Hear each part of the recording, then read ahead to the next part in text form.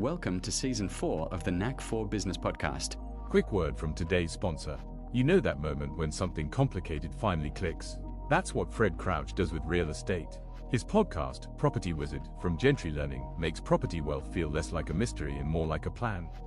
Links in the show notes. Question of the audience. How do you protect your retirement from market chaos and finally grow your money without taking on more risk?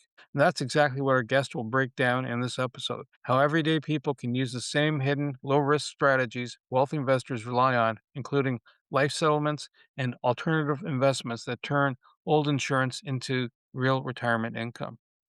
Our guest today is Ben Mohr from Life Advisor Solution. And tell you a story about him. He's a trusted expert in retirement income planning, known for his leadership in alternative investments and life settlements. Founder and CEO of Ben Mohr LLC, he guides clients through complex financial decisions and helps them unlock hidden value in unwanted or unneeded life insurance policies. He's also the creator of Life Advisor Solution, a mentorship and business growth platform that equips financial advisors with modern tools, marketing strategies, and industry insights. Along his work with the RMO insurance and retirement team, Ben is dedicated to helping people approaching retirement, making confident, well-informed choices with clarity and peace of mind. An absolute pleasure having you here. Welcome. And do you have a favorite quote or saying, sir? I was just looking at that. Yeah, I would say the one that I probably tell people all the time has really not much to do with business, just a life advice is this too shall pass, right? I see people talking about that all the time and I believe in it. It's such a simple thing. But if you look at it on both sides, it's what it means is this too shall pass. And people think of like, oh, you're having a bad time, just wait it through. But you also have to look at it when life is at the very top, this too shall pass as well, right? Right? I think we've learned that in life, right? It's like when it's really good, you better realize that it's really good and enjoy the ride until it's over. And then you're going to be back at the bottom. And again, remind yourself of the good times because sure enough, it's, it's just, right. It's a high wire act life, right? Ups and downs and enjoy the peaks and realize that there's a reason you're at the bottom for whatever reason, find something to learn from that. And so the next time you're down there, you go, oh, I've been here before. So that's kind of been my motto to everybody I talk to is when they have their problems or when they think they're high on life, it's like, either way, it's fleeting. So enjoy the ride. Kind of exciting thing in the financial planning business. Due to a combination of good planning and stewardship, I can live comfortably the rest of my life with my current finances, which is exciting. Yes. Providing I die by 6 p.m. Yeah, I mean, it's true. I mean, yes, I agree with that theory too. I mean, you can only do, when people talk planning, right? Planning is only so much, right? It's planning for just the everyday mundane, but there are things that happen, right? I mean, there are people who probably do everything right, Rain? They do everything right. And then I don't want to be gruesome, but could get hit by a bus walking across the street. And then it's all for naught for their lives. But I mean, for their families, at least they left something, but they're gone. And then there's other people who've never planned, who then realize they might live to 100 years old and kind of got to figure it out, right? So yes, planning is planning, right? It's not a guarantee, right? And nothing out there. I mean, these people in my industry can tell you that if you do this 100%, blah, blah, blah, that's just not true because there's always the unforeseen. Correct. So what brought you into this space? Were you like in grade school going, you know what? I think I'll be a retirement planner. That's the ticket. Yeah. No, not at all. If I think like a lot of us, right? I mean, I'm sure Bernie, you were sitting there in third grade going, I'm going to do a podcast because they didn't exist. If you did, you should be on an island somewhere because you came up with an idea no one could ever foresee, right? No, not at all. I'll give you the quick 20 seconds. Like any child, I was a pretty good baseball player growing up, went to college on a scholarship, etc. So that was the game plan, right? Till about 20, right? That I'm just going to play baseball the rest of my life. Then I actually got into being into broadcasting and wound up being a news reporter around the country for maybe 10, 15 years around there, and was successful at that. And then literally just fell into this business.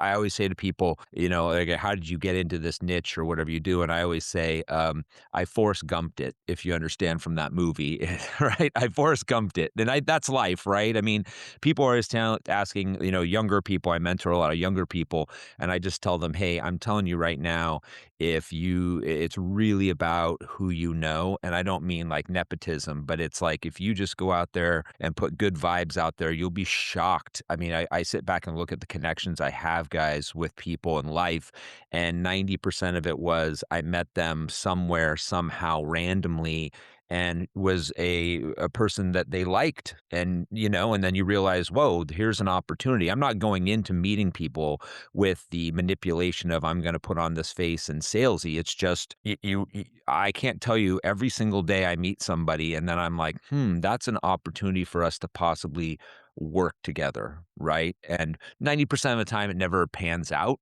but that 10% is a lot. I mean, the major relationships I have in my life are pretty much completely random, right? That I look at today and go, here are the 10 people I work with all the time. And if I think about how did I meet them, it wasn't because of my education. It wasn't because I read some book or went to some networking meeting. It was relationships met. It's kind of like a natural, organic LinkedIn, right? Just I met somebody who knew somebody, and then I found somebody and I'm like, whoa, this is a relationship I'm going to have for the next 10, 20 years because both of us see eye to eye on how we see business, right? I just had this mental image of an organic LinkedIn. It sounds like Yeah. a bad horror film, worse than AI. One thing I'm interested in language. Language changes. The language of yours is life settlements. I've never Yes. heard it structured that way, and alternatives.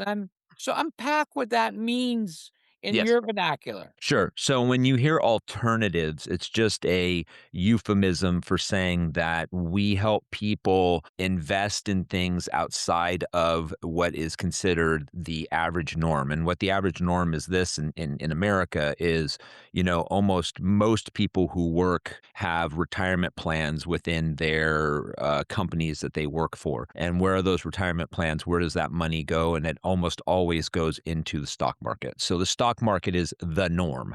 So we don't work in the stock market. The other thing, and so anything outside of the stock market is considered an alternative to the normal, Wall Street. So first off is alternatives are additional ways that most people go, oh, I didn't even know I could invest that way. Number two is life settlements. Now, life settlements as a whole has two sides of the street. One side of the street, which we do not work on, which a lot of people think is a life settlement, which it is, but it's the other side. Think of it like buying or selling a house. If somebody has a life insurance policy that is a permanent policy, they can sell off their policy when they get older because they want to take money now and use it for end of life care or whatever. So an example for your listeners at home, give you a real simple example. John Smith, he's 80 years old. He's got $1 million life insurance policy, but it's not worth anything unless he passes away. Right? Protection for his family. Now, maybe he bought it when he was 50 because he had a mortgage and he has kids. And if he gets, again, gets hit by a bus, something like that, his family gets $1 million and they're taken care of. Well, now let's look at him when he's 80. When he's 80 years old, why does John Smith need the $1 million? The other thing is he's still paying the premiums, the annual cost every year to keep that thing going, which might be $20, $30, $40,000 a year. It's expensive at that point. So he instead can just dump it to somebody like me. Maybe we pay him $300K. He now has the $300K for end of life care, and now we own the policy. Now, that is the side of the street I do not work. Where I work is we get those policies, and then investors come in and buy those policies from us, right? So, for instance, like right now, I've got a policy where it's on an 84-year-old male. Life expectancy, I think, is about 4 years. And if somebody came in and we could sell it to somebody right now for $60,000, and when that guy passes away, they get $150,000. That's how it works, right? Does it also go by a name like viaticals or something? Very good, Wayne. Yeah. So when we say life settlement, it's generic. It's like saying a vehicle. right? When you get into viaticals, it's more like saying, I'm going to buy a Honda. It's a viatical is a specific area of life settlements. And so a viatical by, uh, by definition is somebody who has a life-threatening illness who's expected to pass away in 2 years or less. So we're not really in the viatical space. We are in a more generic space of when you talk about a viatical, you're going to be like, oh my God, this person has some kind of cancer and they're going to sell their policy. We don't really work that area. We're more expansive where we're just dealing with people who, I hate to use the term, but are elderly, so to speak, 75 years or older, who don't have a specific, if I showed you one of our medical reports, you're not going to go, oh my God, it's a amalgamation of many medical issues that you go, this person is less than healthy for someone in their age group, right? Where viaticals all became the rage, Wayne, was, and that's where a lot of people heard about it, is when the AIDS epidemic hit in the early 80s, there was a lot of young males in America, so to speak, who were selling off their policies because they needed money to pay for things like AZT or whatever it was. The problem with a viatical, the risk there is usually you're getting a person who is younger, right? Meaning that they've now have some medical issue that hit them, that it could be cancer, it could be something like AIDS, it could be whatever. The problem with that from an investment perspective, and I don't mean to be ghoulish, is with medical advancements, things can change. And I think the AIDS epidemic shows you that exactly, that we now know that with HIV, it is not, in 1985, if you had HIV, it was a death sentence, right? There was nothing you could do, and you're lucky if you lived 3 to 5 years. Now we see on commercials all the time with like medicine like Victory, where if you were diagnosed with HIV today, you can be taking medical medicines that would make you undetectable, and you're going to live almost a normal lifestyle, if you will, and could live to your age expectancy. So that would be a bad investment, right, so to speak, because now you own somebody's life insurance policy who might be 40, and that person could easily live to 80. So we're dealing more with people who are already advanced in age, right? So just naturally, they're not expected to, the average life expectancy, I'm going to guess for Canada, and it's much like in America, for a male is probably 80, 81. So as I just mentioned, we've got an 84-year-old. He's already lived beyond what is expected. He's just on borrowed time. And he has also medical issues. So long story longer, that is what a life settlement is. A viatical is part of that, but there is some risk there because, yes, while they might have a life expectancy of less than 2 years, something can come around with medical advancements that turns that life expectancy into 10 years, right? And just as because I have some understanding of the industry, Yes. did you start with a large insurance company where they gave you a binder and a phone book and said, go do it? Where to cut your teeth, or how did that journey start? Absolutely not. I did not come in from that angle, which I think helps me in some levels because you kind of get trained on what that group does, whether it's a New York Life or a whoever it is like they have their way of doing it. Absolutely not. How I started in this was I decided I want to get out of the TV industry, kind of searched around, fell into a group that was doing annuities, which is an insurance product. I didn't work for an insurance company. I was what's known as an independent agent, and where I cut my teeth and became very good at what I did because I had that broadcasting background, so I can present, right? That's essentially that's what a reporter does, right? It explains in 2 to 5 minutes something that went on in the day into a very easy to understand situation. So all I did is transformed that into dinner seminars and did my own thing. And so for a long time, I was selling insurance products like annuities on my own independently, and then fell into this investment in my journey, tried it out, put it into my seminar, and it took off like wildfire. All of a sudden, because here's the thing, Wayne, is people come to dinner seminars, and I ask this all the time when I do it. I'm like, how many of you have been to a dinner seminar? Almost all raise their hand. How many of you have been pitched annuities? They all groan and go, oh, yeah, okay. So I joke and say, guess what? The good news tonight, whether or not you do any business with me, is we're not doing that. And they all kind of clap. So yes, I kind of was like, everyone's zigging zag, right? So my angle is the reason I think I came into this was I like what I do, but also I have a message that no matter if they're interested or not, it's something that they will admit they've never talked about. And that's always a great thing to have, right? Is that if you have a product that you're at least going to get people's attention, right? And go, I've had people come to dinner center where I say, it's not for me, great, but they go, really interesting, right? And that's at least that to me is the catch, is that I can sit with anybody anywhere and they're like, what do you do? And I explain it. It's not the basic, well, I sell life insurance, retirement planning for life insurance, blah, blah. I'm like every other guy down the street. I mean, I could probably throw a rock from here and find 5 guys on my block who sell annuities and IULs and all that. So then I'm just like everybody else, right? So with my thing, I'm never having competition of anybody who are like, oh yeah, I met a guy yesterday who does what you do. That's not possible. There's not a lot of us out there. Well, there's not a lot of you out there, so couple questions come to mind. How do you find somebody? How do you know that? Yeah, that's the real McCoy, and and who's looking? Is it grandpa, grandma, or is it the offspring? What? Oh, How? you mean for people who are selling their policies? Yeah. Yeah, it's definitely a buyer's market because there's just so many life insurance policies out there.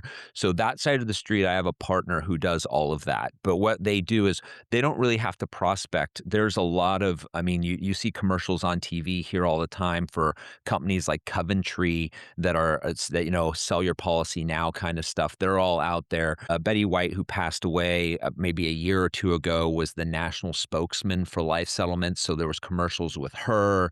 They're all over the place. So the way that they usually sell, Bernie, is your life insurance salesman on that side, the guy that you bought it from, you'll probably come to him or your CFP, your CPA, maybe your trust attorney.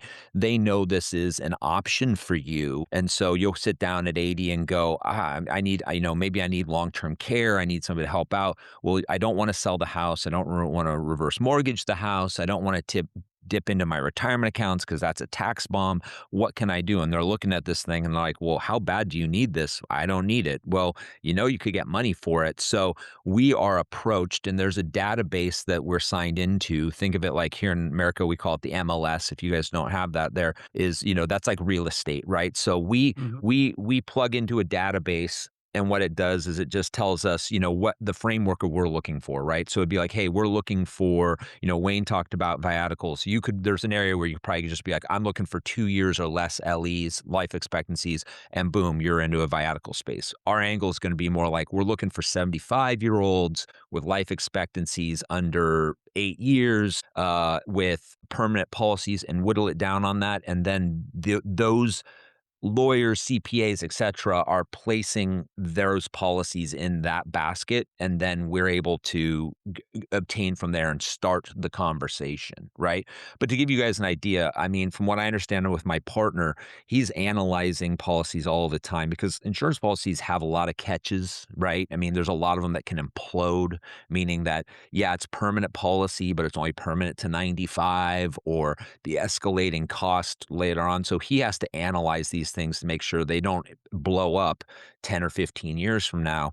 And I would say after negotiations and everything's done, maybe 5% of the policies we actually wind up buying. So he's got to go through 100 policies to find 5 that meet our criteria, one, and that the negotiations actually go through. Because once you enter negotiations, they can fall out all the time, right?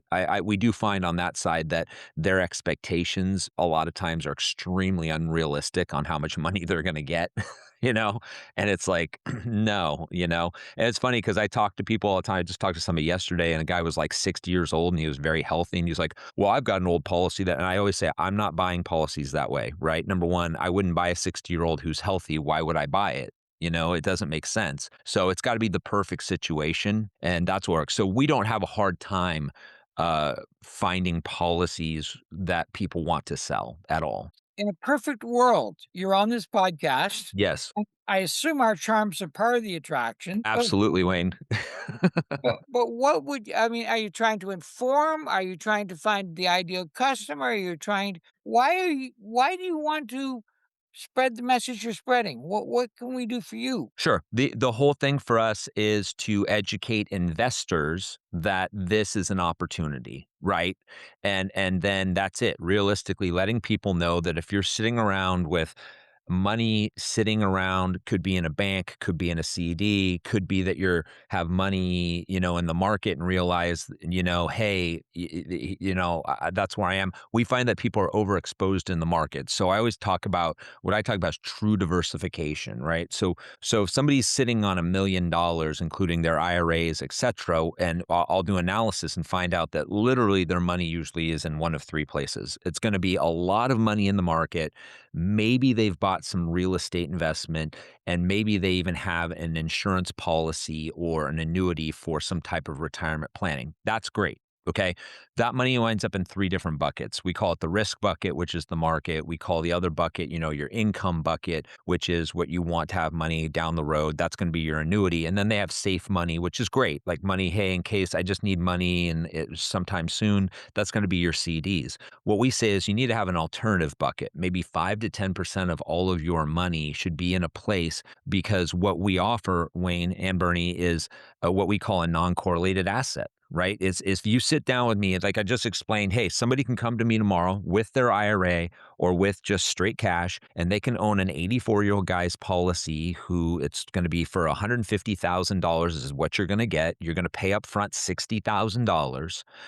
I say to somebody, I implore you to tell me that whatever happens in the economy in the next couple of years, how does that affect this investment? It doesn't, right? Period. I mean, I don't want to be morbid. The risk you have here is longevity. All you care about in this situation is, when does this guy pass? Right? Which we do all the tracking for you and the servicing. So it's, you just sit back and we get you payments. And we just paid out on a policy $3 million back in October, and the APR on that for the average person who was invested was 20% compounded. That's twice as much as what the market will do in an average year. So that was double the returns, and that's 5 to 6 times the amount you're going to get in a safe product. I can't guarantee those results, but we have plenty of examples of that. So that's what we're trying to let people know is, don't think that just the vanilla way of doing things that your advisor tells you this is how it is, that they're diversifying you by spreading your money around the market. The analogy I give there is, hey, why don't we go to Vegas and I'll have you play on the craps table for 15 minutes and I'll pull you off and put you on the roulette table for 15 minutes and we'll play some Keno while we have lunch. And then when you're down $500, you go, well, wait a sec. I go, well, Wayne, Bernie, we were diversified, were we not? Right? We're still in Vegas, right? So that's kind of our angle, is why not take a portion of your money where you can own something that is, by the way, paid from some of the strongest companies in the world, right? You understand that there is a timeline on these people. They're not going to live forever. And there is a payment at the end of that rainbow. And it has nothing to do with the economy, politics, interest rates that are going on, foreign wars, Ukraine, COVID, nothing like that. That's what we stand on. And by the way, this is exactly what Warren Buffett does. He has bought over $1 billion of life settlements himself, and what all the large financial institutions do. But they just do it behind closed doors because they don't want to sit there and say, yeah, the market had a bad year, but we did great because X amount of people died this year. I mean, they're never going to say that. They're never going to say that. That doesn't sound like a marketing pitch whatsoever. Grim Reaper here. Thank you. Yeah. So when you're setting this up, and there's a lot of process here. What are the regulations that are wrapped around it? Is it based on local? Is it based on federal? Is this just in the US of A? Do you see this happening in other countries like Canada? Yeah, so that's a great question. So when it comes down to regulation, it just depends on how the offer exists. So there's two ways you can go about it. If you buy into essentially what I would call a portfolio or a fund, which is one of the companies I work with does that. So if you do that, for instance, instance, let's say in California, there's a company I work with. If you buy into their fund, it's going to be regulated by the state of California. Now, the federal government can come in as well and pick at it as well. They have the right to do that, but mainly California would do that. And so California has its restrictions there on how it can be bought. So in the California offering, you have to be a California resident. You have to have a certain amount of net worth, $250,000. And then there is a limitation on how much you can buy because obviously this is not a liquid product, right? So if I'm sitting in front of somebody and they've got $1 million and they go, love it, I want to put $500,000 in, number one, that would be irresponsible. So it's more like they could invest about 100 grand. If you go outside of the state of California and again into a fund, you are dealing with federal laws, right? And it's what's known as a PPM, a private placement memorandum. You have to be an accredited investor. You have to show that you're an accredited investor. For your people at home, that means they'd have to show they're worth more than $1 million. And then there's restrictions on how much they can put in. Now, if you buy whole policies through us, there isn't really anything there because you're not investing with us. We're just the broker, right? So it's like real estate in that sense, is that I can sell to anyone, anywhere, anytime. Obviously, we're going to do our own suitability to make sure that you're suitable to buy it. Right. But what we're doing there is brokering. It's literally, I go, I've got a person over here who wants to sell this policy I brought up before. This guy, it's a $150,000 death benefit. You're going to buy the whole policy yourself for 60 grand. We're just the brokers in the middle. So there really isn't any regulation there. And on any of these, by the way, yes, around the world, anybody can come and invest with us. Obviously, we're America based. So we deal with a lot of US clients, but we do have clients. We've had clients in Canada. We've had clients in China. We've had clients in Japan, Mexico, etc. It just depends on, to be honest, it's fluctuating. Is that when we bring in the funds into our bank and the trust and all those things, the bank has regulations on certain countries we cannot do business with, and that fluctuates day by day, right? It makes sense. Like obviously, if it's a country where if people want to get into it, it has to do with, anti-money laundering training kind of situation, which is they don't want to deal with certain countries where they know it could be like drug money or a terrorist kind of situation. I know it sounds kind of weird, but so every once in a while, certain countries are on the list. I'll explain this. We do business with people in Mexico, but obviously that is a situation where the bank takes a while to look at it because they have to get the person's passport, look at it, and make sure they're not on like the narco, list. They literally do. So I don't want to be silly, but if I get a guy named, Juan Sanchez from Mexico, we know when we get that passport, it's going to be about a 2-3 week process because there's probably somebody within the cartels named Juan Sanchez. They have to go through, look at the passport, make sure it isn't that Juan Sanchez, and then come back and say, okay, he's all right to invest, right? It's a process, but we already know that's a process. In Canada, you can't go people up there, or you've got people around the world. Canada, England, these first world countries, not going to be a problem, right? That we don't have to go through that kind of vetting. So, Ben, I love finance and I love unlocking things with a different mindset. Mm. Now, most people know that good old vanilla whole life was paid. So you got a cheap rate when you were 21, when you bought the policy, because that's when your insurance agent told you to buy it. Yes. And you overpaid for it, and then that money, part of that went into a fund that they Yep. loaned out, the insurance company loaned out, that Yep. was their income that gave everything liquidity. And then the idea was there was a school that says, okay, you can go in this policy for 30 years, and you've had some value, some cash value that because you didn't die, and Right. that you can actually take that cash value out. This is the next step. Can you explain the difference when rather than just taking your $1 million policy Yeah. and getting your own cash because you overpaid for it, Yeah. rather than this process? Sure. So let's break it down very simply. When you look at, and I know I'm being very generic, if there's insurance people out there, I go, this is not how this works. Well, for the people at home, please bear with me. This is just basics. There's essentially three subsets of insurance you can get. There's term, right? Which is, well, I equate this again to real estate so people understand that's like renting insurance, right? So you're going to have a term 10, 20, 30 years. And then after that time, you're not going to have the insurance anymore because that's super cheap in cost. I'll give you an example. I'm 52 years old. I bought a policy probably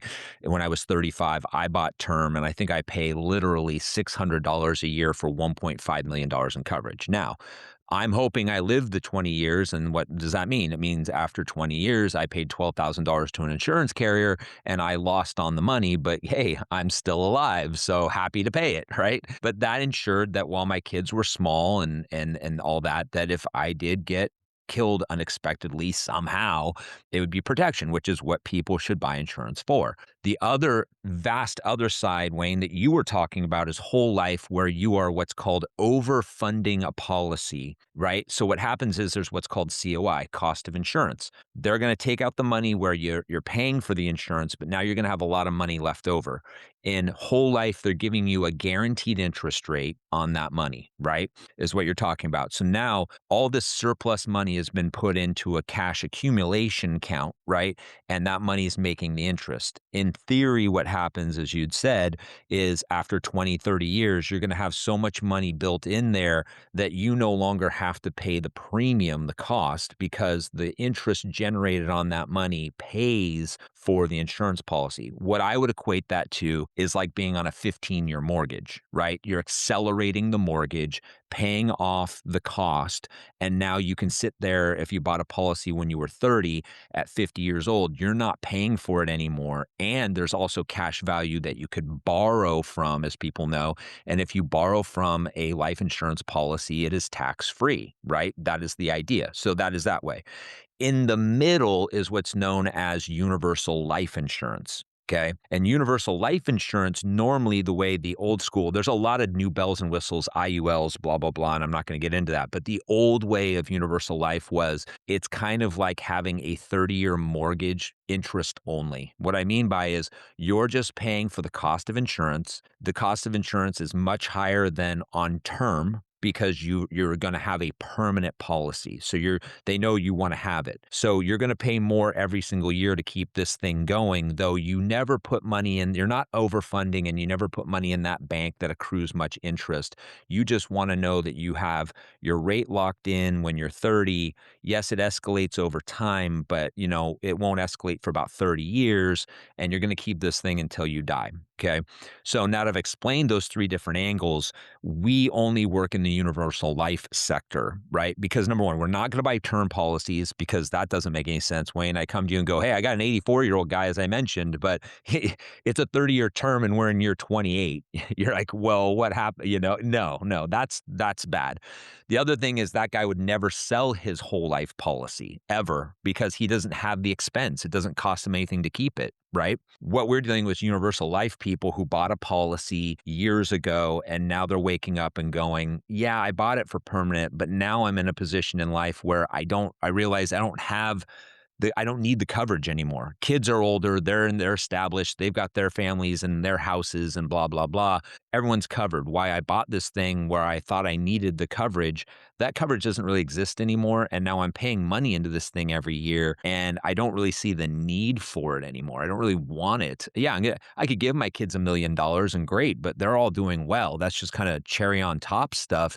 What I'd rather do is get my money now and pay for my end of life care. So the way we explain to people is whole life is about this. It's what you're looking for is max accumulation in a policy. You're trying to put as much money into a policy to accumulate to make money so you don't have to pay premiums and there will be money you could use.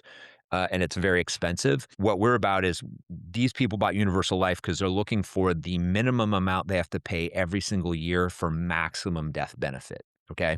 And now they're in a position in life where they don't, tax laws have changed in America over the last 20 years about what's called the estate death tax, if people aren't familiar. There used to be, it still exists, but if you died and you had a certain amount of net worth, you not only had paid taxes and income, but you also got taxed on death. And people think it's a double taxation, and it is. Well, they changed all of that probably 20 years ago to where the people who get nailed by that, it's such a small segment. I think now it's over 20 million. You know, when I got in this industry, it was like $2-3 million. If you had more than $2-3 million, you were going to get hit with the state death tax. So people bought these insurance policies to pay the state death tax. Okay. Now you wake up today and I think it's over $20 million.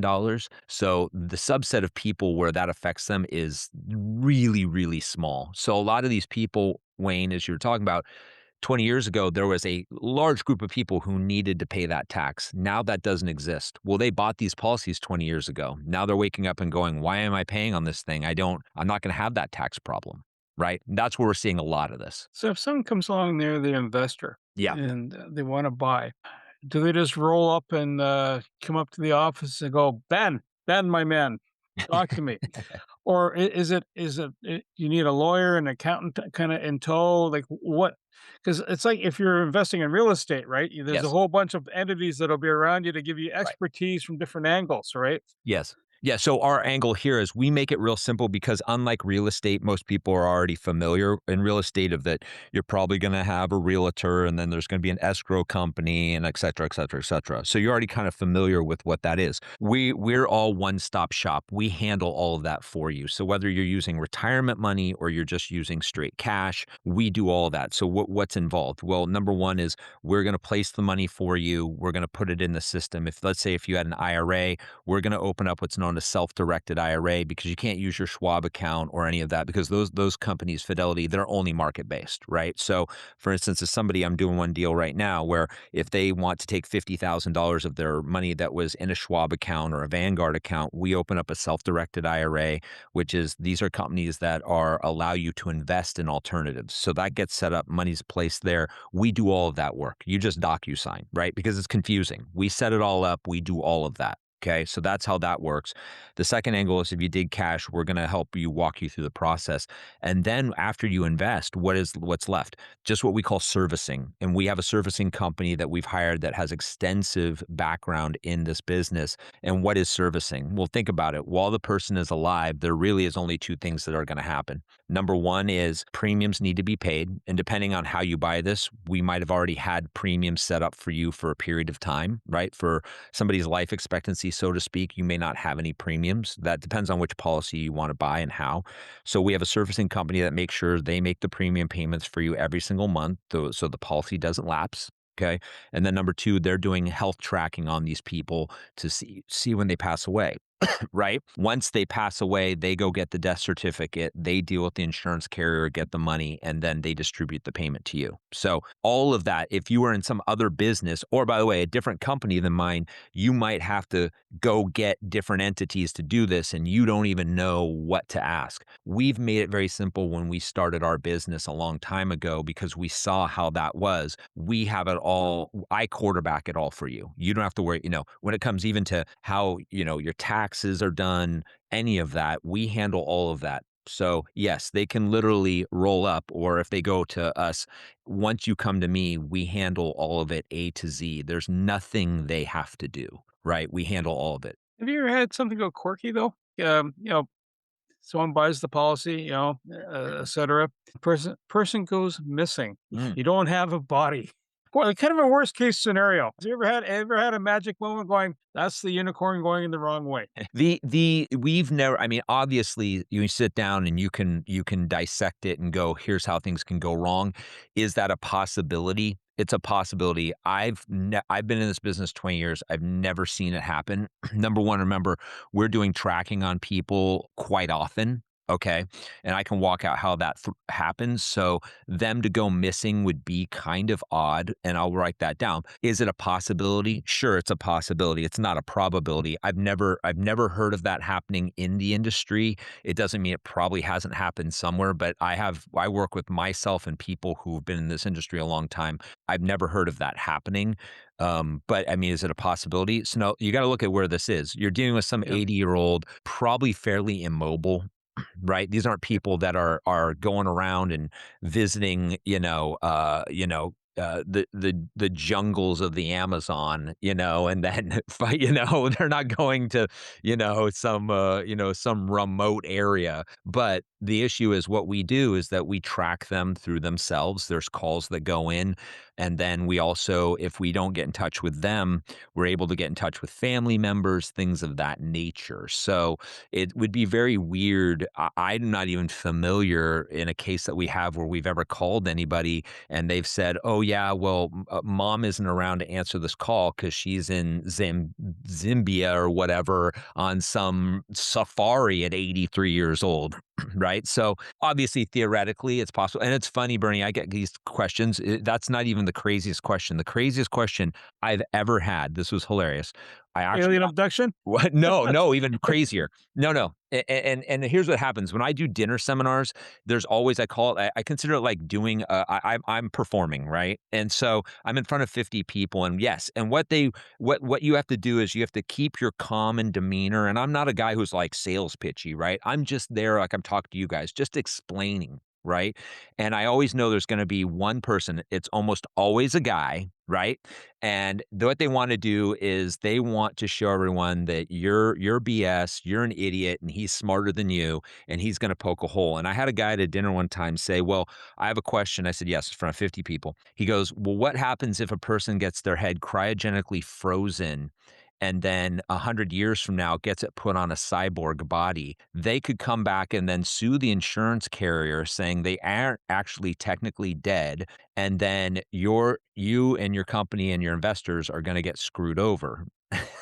Now, Who's going to be around for that? well, yes, yes, but what I realized is this guy's a schmuck, right? And I'm hoping that everyone else in the room realizes how ridiculous this question is. But rather than berating him, I realized there's 49 other people in this room and they want to see how I react to adversity. Am I going to get red-faced? Am I going to get argumentative with just an asinine question? Instead, I just kind of sat back and I said, "Well, sir, there you found it. You found our weak point here. We don't have any kind of mitigation risk for cryogenically frozen heads on cyborg bodies 100 years from now." So I said, everyone in the room, if that's a concern, if you are seriously concerned about cyborg bodies with cryogenically frozen heads, enjoy your chicken dinner. Do not sign up and talk to me because I honestly don't have an answer for that. And everyone kind of chuckled, right? And I said to him, "Obviously, sir, this isn't for you. Enjoy your dinner. Have a great evening. There's no reason to sign up. Don't even turn in your form because we're obviously not going to see eye to eye or frozen head to frozen head. I mean, whatever you want to call it." Wow, that's very obtuse. The only reason I was asking the question is that if Yeah. someone Oh, of decides to go course. on a road trip and they Yeah.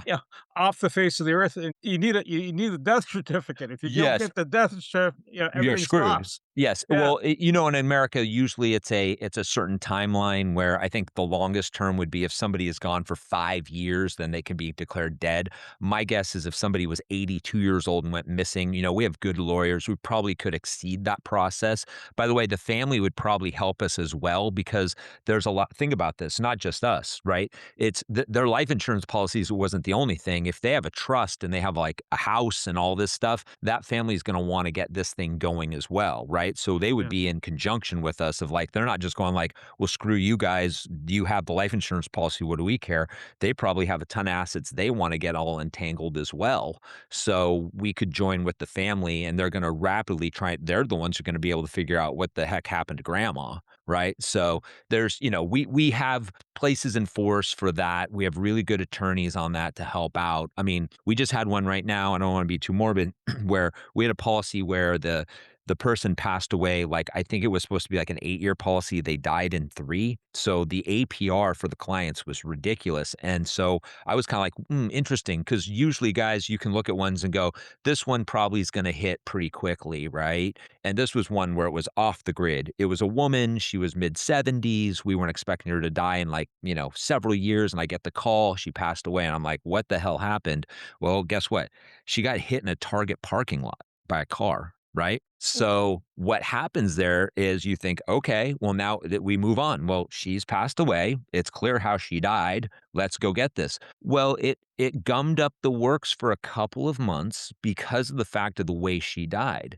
While you and I just look at it and go, car accident. but the wouldn't hit the investigation went on, right? Because how do they know just because she got hit by a car doesn't mean it's an accident, right? Now it would pay out. It's Bernie, it's going to pay out. Even if somebody intentionally ran her over, the problem is the investigators hadn't finished their report. So on the death certificate, it said like under review or something like that. And until that happens, the insurance carrier isn't, even if it was homicide, that's fine. They'll give it to us. But on the death certificate, it has to say exact manner of death. So that's, those are the little wrinkles that you can have sometimes that you need an official cause, right? And so even though you go, well, she got hit by a car. Yeah, she did. But how do we know that that isn't homicide? Circumstance. How do we know she didn't jump out in front of the car? And yes, by the way, policies do pay off for suicide. That is something people always go, I've heard that no. So what happens is there's a thing called 2-year contestability, meaning from the time that an insured bought the policy, when John Smith bought the policy when he was 50, if he kills himself in the first 2 years, it will not pay out. After that, all bets are off. You're buying policies from people who are 75, 80 years old. They've had these policies for 15, 20 years. So yes, if John Smith at 80 decided life was no worth living anymore and goes and takes a bunch of pills and decides to end his life, it will pay off because he didn't buy the policy intentionally to profit off his death in the first 2 years, right? This is 25 years later. So those policies do pay. On that specific, did the woman not realize she was a target? She That was a was a bad pun. she was a That was a target. She was a bad pun. target. She was a target at Target. Is that what you're saying, Wayne? Hopefully, it was in front of the bullseye. That would be really ironic. I love the humor, and I'm sure some people at home are kind of going, "You guys are a little sick." The issue of yes and no. You got to have some humor with this because some people are just like, "I'm just a hilarious one here," and I kind of point out is the big one I always have is like, "Oh, I don't think I could buy this because oh my God, it seems weird to profit off somebody's death." And it's by the way, that is always, and I just as I said, it's always a man who gives me a hard time at the dinners. It's always a wife that has that, like, mercy me, right? The husband just wants to know returns, by the way. Right? He's not asking, he's good with it, right? And it's hilarious because I have the same conversation. I say, ma'am, so you don't want to profit off of a policy that somebody doesn't want anymore. You're giving them money for end of life care, which is a nice thing. It's a win-win. They don't want it. You don't know them. You don't care about this person. They are going to die just like the rest of us. But here's what I say. I go, do you have life insurance on your husband? And she's like, oh, of course. I go, so I'm not understanding. You have absolutely no problem on getting a paycheck on the man that you've been with for 40 years and the love of your life and the father of your children. You're just like, you can't wait to submit that death claim. But on somebody you don't even know, you have a problem. Either you're against life insurance or you're for it. Well, I don't get the deal, right? And that's my argument there. It's kind of like, these people, by the way, if you don't buy the policies, their other angle there, and you understand this because Wayne, you brought it up, is they're going to have to surrender the policy to the insurance carrier. And there was a Wharton School of Business study that found when people go on the open market and deal with us or people like us, they're going to get 4 times the amount that they would get from the insurance carrier, right? Yep. Why wouldn't you do that, right? If you the light bulb came on and you said, you know what? I'm maybe a little overinvested in the stock market and the house is paid for and I'm bored. How would we get a hold of you? How would we start a process? Right. So I think in your guys' notes there's this, the people can reach me easily at it's Life Advisor Solution, no plural, advisorsolution.com. And I can be reached at ben@lifeadvisorsolution.com. I'm very easy to get a hold of there. There's Calendly links. There's what we call like a link tree, if you will. It has all my information. If they want to see the actual process, what it is that we have a website that has actual policies on it. I'll give you this one, and then that's called lifepolicymarket.com. Is if you can there's like 6 policies on there. They can pick and choose. They can put their information in there. And then, but the easiest way that I would like to do is to start with people like to come and have a conversation with me so I can understand, it's not a long conversation, just what they're looking for. If they go on there, they're going to have plenty of information. Equilife LLC is another one. That's the California company, but we have nationwide as well. But Equilife is EQUILIFE.com. I have ebooks, videos, just tons of stuff. I have I have a YouTube channel. It's called Truly Diversified with Ben Mohr. You're going to find 100 videos on there on different subjects. Whether it's like, hey, how do you invest with an IRA? How is this taxed? How do you guys do life expectancy reports? Blah blah blah blah blah, and lots of interviews with investors and interviews with CPAs who work with us, and just various people in the industry that do that. So there's a plethora of information. But Ben at lifeadvisorsolution.com is the easiest email. And then you got the website, and definitely can reach me there. Ben Mohr, I want to say thank you so much for being a guest today and talking to us about something that most of us don't know about. That's an option, including the frozen head option. Yes. To my co-host Wayne Pratt, thank you, and you, the Knack for Business listeners. So this whole thing. If you're looking for how to invest and doing something in it's an alternative means of parking your money and developing more funds, reach out to Ben. And it doesn't matter where you are. The policy's got to be in the U.S. And if you're in the U.S., there you go. It should be a no-brainer. Oh, bad pun again. I apologize. Yes. With that said, to my Knack for Business guests and listeners, thank you so much for joining us today. Everything you heard today is for educational purposes only. It's not professional advice. Before you act on anything, talk to a certified expert in your area. Your accountant, your lawyer, someone who knows your situation. We share perspectives.